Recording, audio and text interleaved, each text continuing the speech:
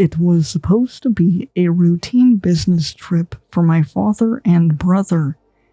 They boarded Flight 237 with every intention of returning home in a few days. I remember standing at the airport, waving goodbye to them, completely unaware that it would be the last time I'd see them. Flight 237 vanished without a trace. No wreckage was found, no distress signals sent. It was as if the plane had been swallowed by the sky. The search went on for months, and then years. But hope faded into sorrow, and sorrow turned into a gnawing emptiness that never left. Our family tried to move on, but the shadow of that lost flight hung over us like a curse. My mother never stopped looking at the sky, as if she expected to see them walking back down the driveway one day. I grew up haunted by the mystery, the unanswered questions. What happened to them? Did they suffer? Did they cry out for help that never came? 20 years passed, and I built a life for myself, far from the painful memories. I avoided flying whenever possible, but some things can't be escaped. My job required me to take a flight to a distant city, and after much hesitation, I booked the ticket. I felt a chill as I boarded, a sense of impending doom that I couldn't shake. The plane took off without incident, and I tried to relax. But an hour into the flight, the cabin lights flickered, the hum of the engines faltered, and the plane was suddenly plunged into darkness. The emergency lights glowed an eerie red, casting long shadows down the aisle. I felt the plane start to descend, not in a smooth glide, but in a sickening drop. Panic erupted. I fumbled for my seatbelt, my heart pounding. That's when I saw them, my father and brother, sitting in the row across from me, staring straight ahead with vacant eyes. They looked exactly as they had 20 years ago, untouched by time. The other passengers, they were all the same people who had been on Flight 237, faces I had seen in the news, in the endless memorials and vigils. They were all here with me on this doomed flight. I blinked, trying to dispel the vision, but it remained. The air grew colder, and I could see my breath misting in front of me.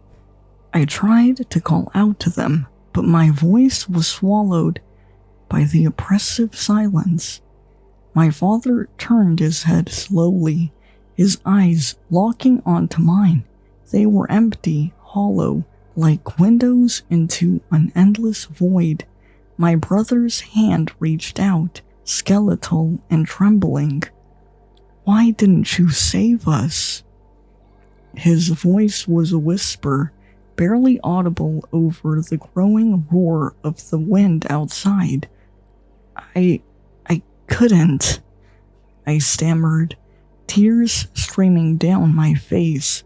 I didn't know how. The plane continued its uncontrolled descent. The other passengers began to move, their motions jerky and unnatural, like puppets on strings. They all turned to face me, their eyes accusing, mouths opening in silent screams. I was paralyzed with terror, unable to move, unable to look away. The temperature dropped further, frost creeping up the windows. The red emergency lights flickered again, casting grotesque shadows that twisted and writhed like living things. The overhead compartments began to open and close on their own. the sound echoing through the cabin like a series of gunshots. The seats around me started to shake violently as if something was trying to break free from within. I could hear a low guttural moan rising from the depths of the plane, a sound that seemed to vibrate through my bones. The passengers, my father and brother included, started to chant in unison, a language I couldn't understand. Their voices merged into a haunting, otherworldly dirge that filled the air with a sense of dread.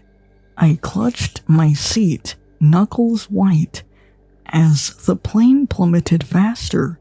The windows shattered, letting in a howling wind that tore through the cabin. Papers and debris flew around in a chaotic whirlwind.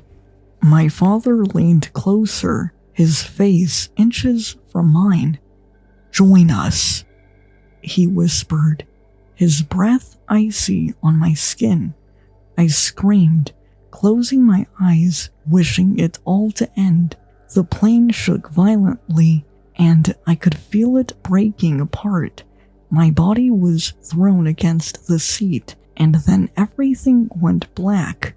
When I woke up, I was lying on a cold, hard surface. The air was thick and heavy, filled with the scent of decay. I struggled to sit up, my body aching.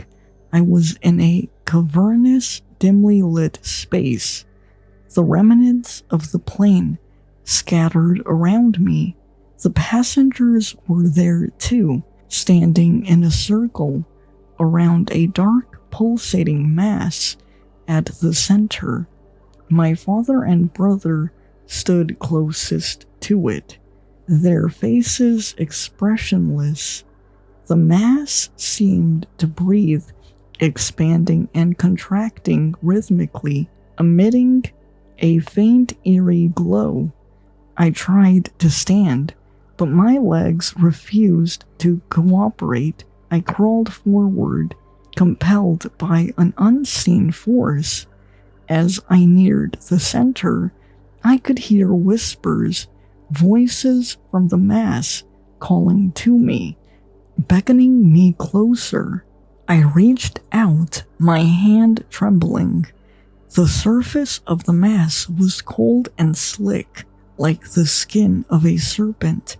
It pulsated under my touch, and the whispers grew louder, more insistent. "Join us," they repeated over and over. I felt a sharp pain in my chest, and I screamed as my vision blurred. The last thing I saw was my father and brother, their eyes now glowing with an unnatural light, their mouths twisted into grotesque smiles.